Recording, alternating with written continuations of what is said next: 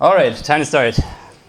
Pleasure to be here. My name's Tobias. I'm going to spare you my last name, which I've never quite figured out how it would go in English. I'm here today to talk about Cockroach DB, which is a consistent, survivable, scalable data store completely written in Go. We'll actually get to see some Go code today, which I'm happy about, but obviously we'll have to spend some time going through what this database actually is, why it exists, and kind of what it does. CockroachDB is an open source project. It's completely 100% open source. You can go on GitHub and see us discuss every bit, nook and cranny of it. But we've also formed a company around it. That just happened 3 months ago. We found nice funding and are now 9 engineers. And the background of those engineers is mostly from Google, but also some Microsofters who worked on Bing and SQL Server, and some of the people also worked in Square and Dropbox. So there's a lot of big data heavy engineering knowledge, especially from Google, but also from all the other places. And to explain why we're building this database, let me just give you a vastly oversimplified version of history, starting in the 1970s and going on till today. So basically, if you're running your business or whatever on an RDBMS, so let's say MySQL or Postgres, there are kind of 3 bases that you're looking at. First of all, like having an old-style database is great if you want to run transactions. Whatever you want to do with your data, it's fine and fun and cool. But you also sometimes have more data than you can fit in a machine. We all know this. That's why databases have evolved a lot in the last 10 to 15 years. And with an RDBMS, that's kind of tedious terrain. So scaling Postgres or MySQL, it can be done. It's very cost-intensive. It's not fun. At least I've never heard anyone say anything else. And also, if something does go wrong, if you've sharded your data, you've kind of managed to get backups that have a failover mechanism in place, it's still kind of iffy. There's a lot of complexity. You're building a lot of workarounds in your infrastructure. And that's kind of what you end up with, no matter how much money you throw at it. On the other hand, of course, there's NoSQL databases. And of course, I have to say it again, I'm dramatically oversimplifying. There's so many of them, and I'm really not doing the variety any justice. But at the heart of them, yeah, scaling is fine, surviving disasters, cool, but strong consistency kind of took a hit. So there's some attempts to catch up with the fact that you cannot just run a transaction and change 5 pieces of data in your data store consistently, even if something crashes halfway through, but it's not quite where you want it to be. And especially those of us who worked at Google have really felt this after leaving Google, because Google itself has a data store that precisely addresses the need for all of those 3 bases, and the very second they left, they were like, oh, this is not great. What are we going to do? And the solution was to come up with a design that was basically inspired heavily by what they saw at Google, but with a lot of twists which make it actually useful for all of us. And so that's why we're building this database. And yeah, basically you want to build apps, not workarounds, and with whatever you're doing that exists today, you're going to have to build workarounds somewhere. All right. Pretty much given away that CockroachDB tries to address all of those 3 bases, I will try to explain why that is. And at the very heart of it, it's just a key value store. It's really just a simple, boring key value store with sorted keys. So that means the operations that you have are basically putting a value under a key. You can scan key value pairs because they're ordered, and you can delete. That's pretty much all it can do. And we organize the data in a certain way, because now we want to have a distributed system, we want to have a system that scales out, but it should still look like a key value store. So I just want to give you some intuition on what the abstractions are that are in place there. So fundamentally, key value store is basically like a map with ordered keys. And so you can put key value pairs into it. So here we've put Peter and Spencer as keys in. We're not showing the values. Let's assume we're putting some more. So now this map has reached a certain size where you're wondering, well, I don't want to have all my data in one giant map and just kind of try and manage that. I will just make sure that things split whenever there's too much in one place. So what Cockroach does, it basically splits the whole key range, so basically from A to Z, into sub-key ranges. And it tries to have those sub-key ranges be about 64 megabytes of data. So 64 megabytes of data is the basic unit of data on which Cockroach operates. That's the unit on which data is moved to other machines or splitting and stuff like that. So the range will pop up a lot. So assuming we add more key value pairs, maybe you get a third range. So now we have 3 of them already. But of course, they're not just floating in space inside of a diagram. They're actually on a physical machine.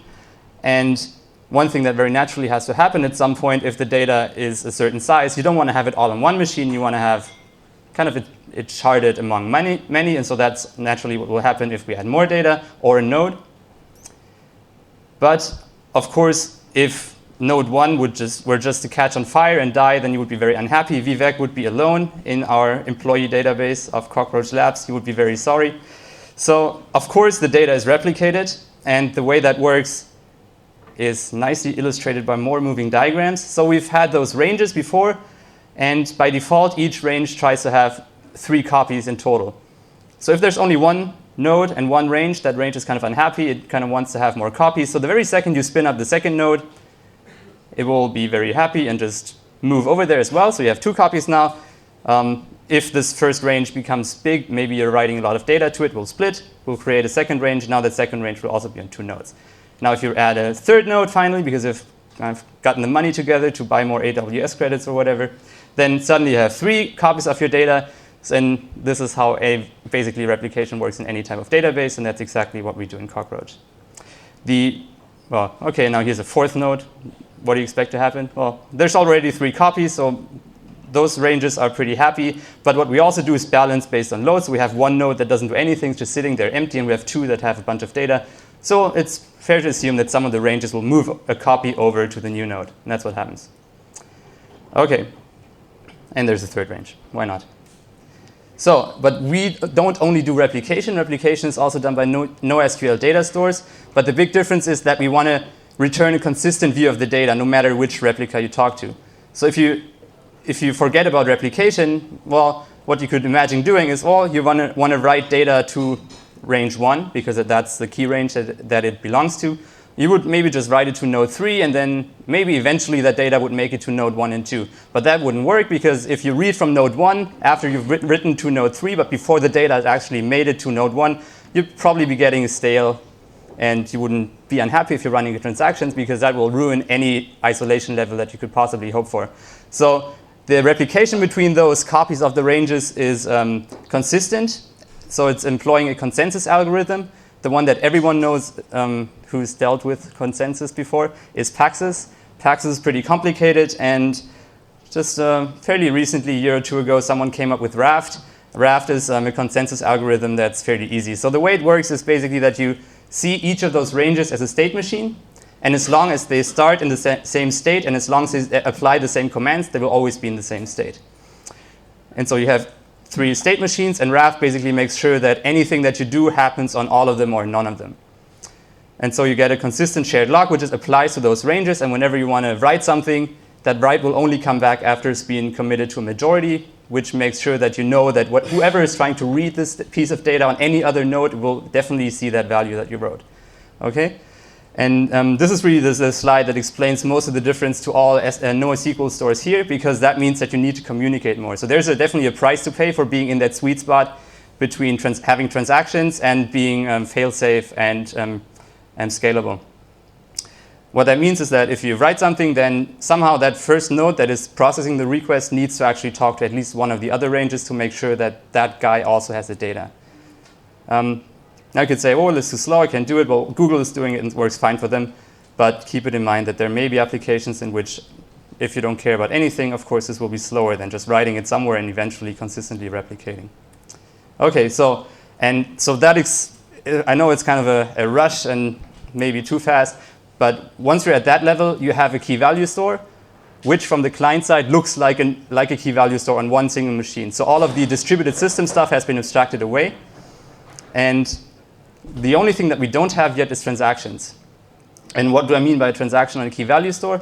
I mean something like reading 5 different keys, and then based on those values, maybe you scan a key range, and then maybe you sum up everything that you find this key range, and you write it to another key. And you want to make sure that that all happens in a transaction. So it should not interfere with anyone else doing the same thing on overlapping keys. It should not be half done when your client crashes halfway through or a node crashes. That's a kind of transaction that I'm talking about. So it's basically everything that you ask for. The way we implement this is not with locks or any type of trying to make sure that conflicts don't happen by keeping everyone away while we're working on something. It's more optimistic and lock-free. based on a multi-version concurrency control system, which means that every key has sort of a timestamp, and so if multiple people work on the same amount of keys, they will realize that by means of crashing into each other and then resolving their conflict, as opposed to locking the keys that you want to write, then writing, and then unlocking, which is very expensive. So that has two implications. The one implication is that as long as you're not colliding, as long as your transactions actually don't have conflicts, you have very little overhead, pretty much nothing. So it means that in that case, you're not paying a price for transactions being there, but you can still use them, so that's good. The other thing is if you have a lot of overlap, a lot of transactions hammering the same amount of keys, then a lot of those transactions will have to restart. And that is why we have two levels of transaction isolation. So the default is serializable. I'm not going to explain what that means, but morally it means that each transaction is running alone as far as the state of the database is concerned. No transaction sees any of the stuff other transactions that are running parallel are doing. You could rearrange all the transactions and put them after each other, and that would do exactly the same thing on the database as running them all at the same time. But however, that means that some transactions may actually collide and have to restart. And with snapshot isolation, you have a slightly lower isolation level, which has much less of those restarts, but it does have some anomalies which are very acceptable in many situations, but you really have to figure it out if you need that. Okay, but serializable is the default. Transactions itself are pretty lightweight, so the way it works, you really just go to your key value store and you do all your reads and writes, except that your values that you write are not honest values read. They have a flag on them that basically tells you that they are belonging to a transaction which may not have committed yet. Then when you've done all that and you're ready to commit the transaction, you do a single write to a special place in the key space. Okay, and that's all you do. So you have all your reads and writes and then one commit. And that commit doesn't actually have to go back to all those reads and writes that you did and kind of resolve them. That can be done asynchronously after, so it doesn't really keep the client waiting. And we can also batch up most of the transactions. So especially if you're not reading something from the store and then acting based on that, you can usually just pack up all your transaction stuff into one batch, send that off, get one result back, and that's it. So you can do one round trip per transaction usually.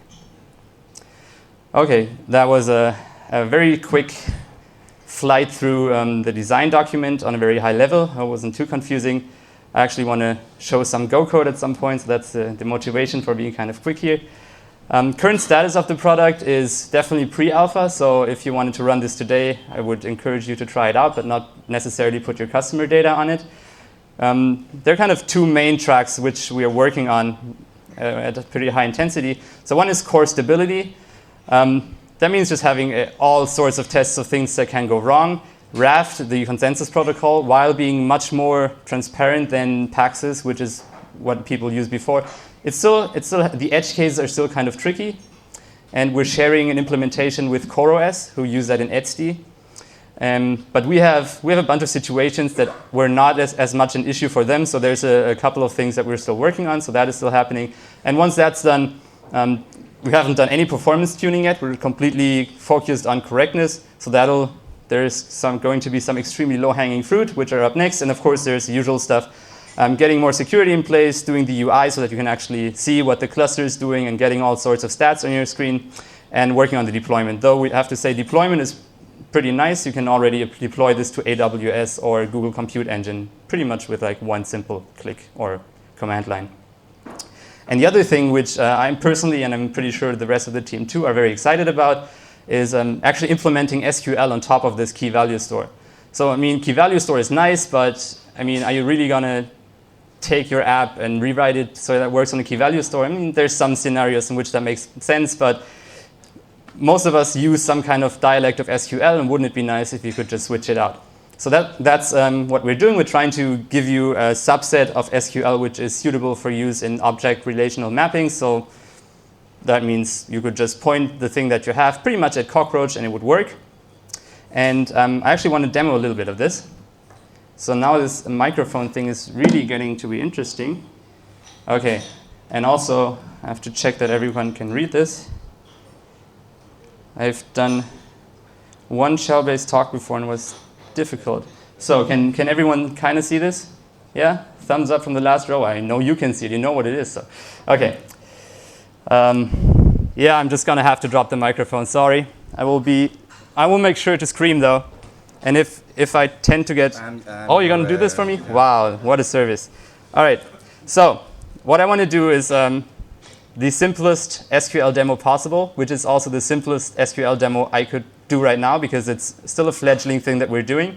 So what I'm going to do first is actually start a cluster, and I have a great script because I can't really type, and you will see that it doesn't do much other than deleting other than deleting old data and then initializing a cluster and then just starting Cockroach 3 times. So it's I equals 0, 1, 2. So I will just run this, and it will run the background. We don't really care about it because we're going to be using a client. Oh, I edited something. OK. Then I'm running Cockroach SQL. That will just drop us into a shell. So now we have an SQL shell. So I guess what can we do? We can do something like this. There's nothing there. I erased all the data, so it's empty. So let's create a database. Whoa. Now next we create a table. Let's do employees. We definitely need a primary key. And a name. Yep. And now we're inserting something. Oh, come on. Someone sighed, I saw it. Okay. So apparently that worked, and now we're going to see if that's actually there. Wow. And just to demonstrate all the awesome features which every SQL database in the world can do since 1970. Oh my God, he's gone. And, well, great. So that's the SQL demo. No applause? Come on, guys. Yeah.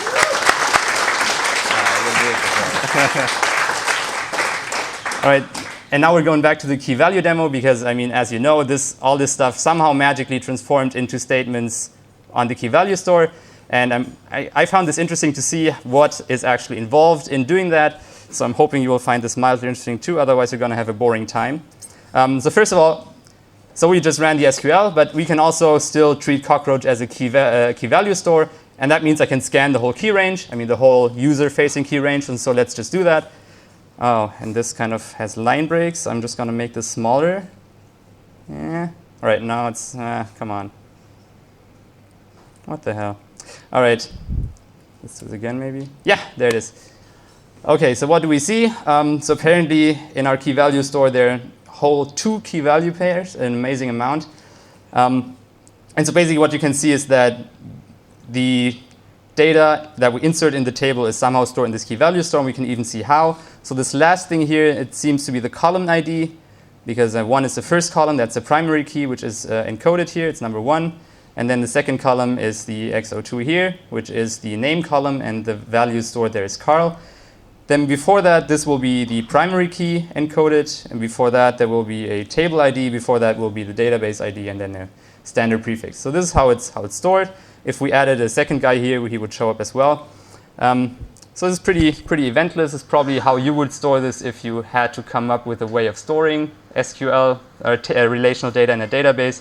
But kind of the good thing is, with a sorted key value store, you can do indexes pretty nicely. So, I mean, some of you may be using like Cassandra or something like this, and the standard thing to do is, if you need an index, is to kind of maintain it yourself, kind of build it. You hope that you always update in the right places. We can actually maintain all those indexes for you without ever having the chance of anything going wrong, because we can run transactions on this key value store. So any index that you have can be maintained consistently. And we can also scan data pretty quickly with this data structure. So there should be a lot of good things we can do. Unfortunately, right now, this is all it can do because we just got done with all the parsing boilerplate. But I will take you through a tour of how that request actually got to the server, got parsed, and then ended up in the key value store. If we have time, let me see. Oh, I never started this. I guess we have time. OK, so the way we do this right now is, come on, what are you doing? Oh, yeah, see what this. So the way we do this right now is we just have an HTTP endpoint, and you can send protobufs or JSON to it. It's probably going to stay like that for a while because every client can do that. But over time, we may be implementing like the Postgres protocol or maybe MySQL. We can do pretty much anything. And so the entry point is going to be serve HTTP. Let's just scroll through and see what this does. I really hope that you can follow this. I know it's really hard to read code on a presentation, but let's try best. Can you close the bottom pane? Oh, I'm closing it. I thought even having it was a good thing because that would put stuff higher, but this seems to work. Is that good? Yeah. Cool. So a bunch of mildly interesting stuff. It checks if we have the right endpoint. It creates a hook for authentication. It checks what method we're trying to get to, and if it's not one that exists, it will fail. There's only one, so that is very uninteresting right now. Then we read and try to unmarshal the request. Then we try to authenticate you. And now something interesting happens. So we have those arguments that you gave us, and now we're doing exec. And we'll dive in there after I scroll to the bottom. Exec will actually do the whole work, and it gives us an error back. And if there's an error, we set it in the reply, marshal, send it back. And that's how you implement an SQL server.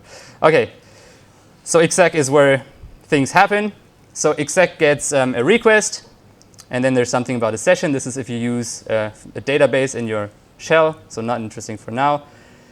So here's something interesting. So you send a request, and what does that request actually contain? So it contains an SQL string. So whatever I typed in there, it contains that.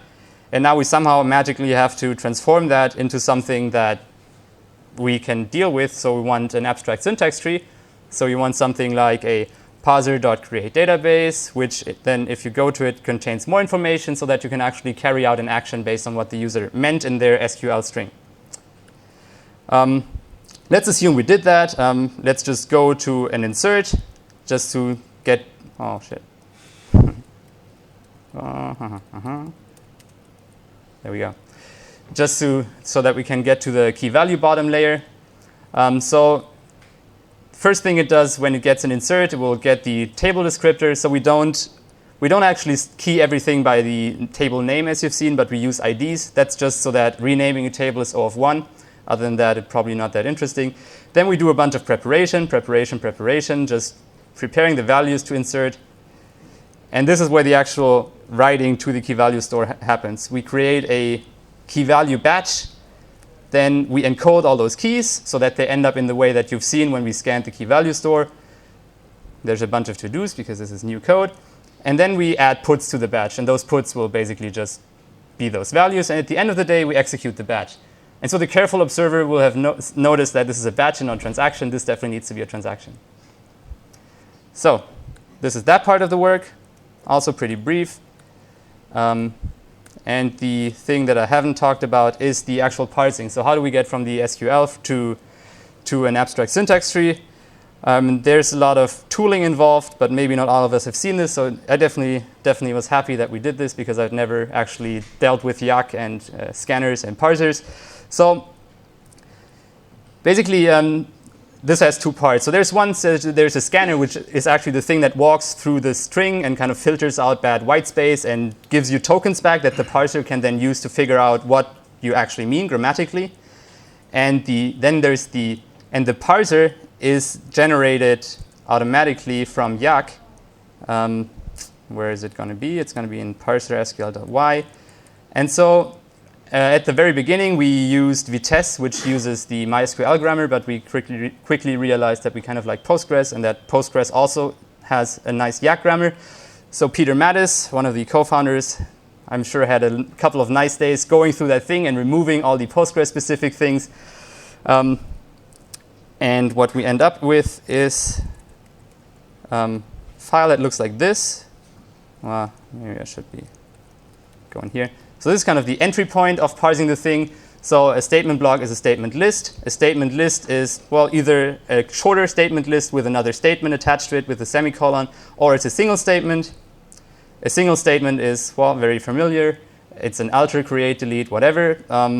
Let's just check what an insert statement looks like grammatically. Well, it's an optional with clause, and insert into, and then there's a target, which is a target table, and then a rest, which could be values or another select. And then there's some onConflict and a returning. And here you'll see that we actually only use number 5 and number 4. Number 5 and number 4 is insert target and insert rest, so you can see we're actually dropping a lot of things. And basically what we'll do is we start with a very, very basic subset of SQL and even like ignore other things and then work our way up. And one very interesting thing that we'll need to write is a good query planner for this kind of thing. So, I mean, the query planner is that thing that takes the abstract syntax tree and it tries to rearrange it in a way or figure out a plan for actually giving you the data in a way that does not completely blow the machine. And of course, Postgres and a distributed key value store will have kind of very different underlying assumptions about what is fast and what is not. So doing that will actually be a lot of fun. But for now, it's very fledgling. So, and yeah, you can kind of see here that this would probably create a type of parser.insert object in our syntax tree. And yeah, this is kind of how things go.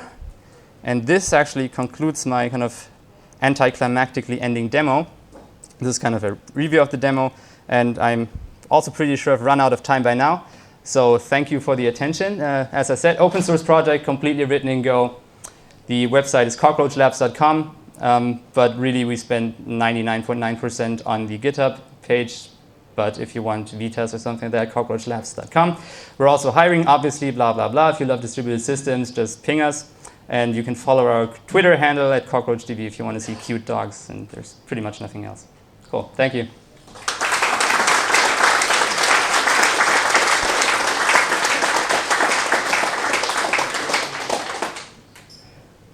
Do we have any questions?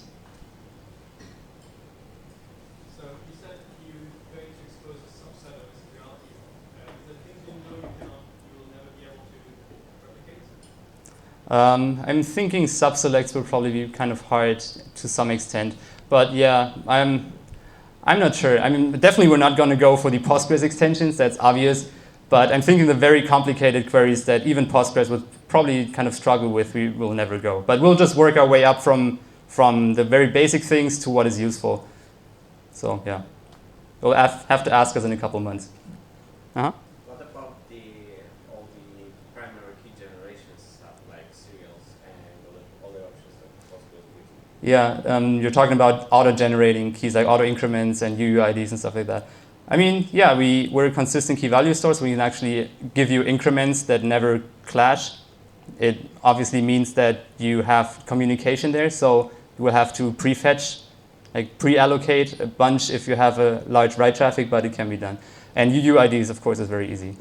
So yeah, we definitely don't want you to have the primary key generation in your client app. The whole point was not to have that. But the other question is we're using a lot of custom columns for Postgres, like IP ranges, MAC addresses, and stuff like that. Do you plan to support this in any way? I personally am not aware that we've thought about it, but as far as schema goes, we try to be very flexible. So there's no reason at this point why we have to have a fixed schema. And what we definitely want to do is be very flexible with the schema as far as that is still useful. And with user-defined functions, I would imagine that you could get something like this. Yeah, the reason why I'm asking is like MAC address could be just simple integer. The actual value in it is a different way of indexing it and searching for them or searching the subnets or stuff like that. So what you're saying is that having custom indexes would be nice, which are generated with the user-defined function, for instance. Yeah, that's definitely something we can do. Yeah, and it's not on our tomorrow roadmap, but this is like in the original design document. There's talk about full text indexes and stuff like that. So we definitely want to. The indexes are definitely one of the selling points, and we want to make sure that they're very powerful. Because if you're not using an index for whatever you're doing, then likely it's not going to work out well on a distributed key value store. So, okay, let me just enumerate you, and then hold on. 1, 2, 3. Okay. It's almost LevelDB. It's RocksDB, which is a fork of LevelDB because I guess it's maintained by Facebook people. And I guess they wanted to use LevelDB and they benchmarked it. And they realized that for their needs it wasn't good enough. And so they forked it and they've been doing a bunch of great work on it. So yeah, that's what we're using. It's a C++ project and has C bindings. So we just use CGO. Works pretty well. Whoever.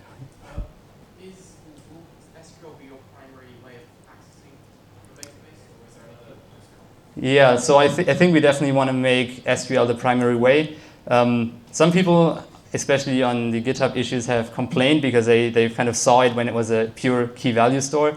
And we're hoping to integrate against this. But what we will basically do is we will still have an interface that makes it really easy to use it as a key value store. This isn't hard if you have SQL. The only thing that you need to be careful is that that you're not doing a lot of extra work. And it's definitely something we'll optimize until it's pretty nice. I think it was, I don't remember the order, so hopefully you did. I think it was you, and then to the right, and then here. Could you go back to your demo on when you dumped the key values? I'm just curious. Of course.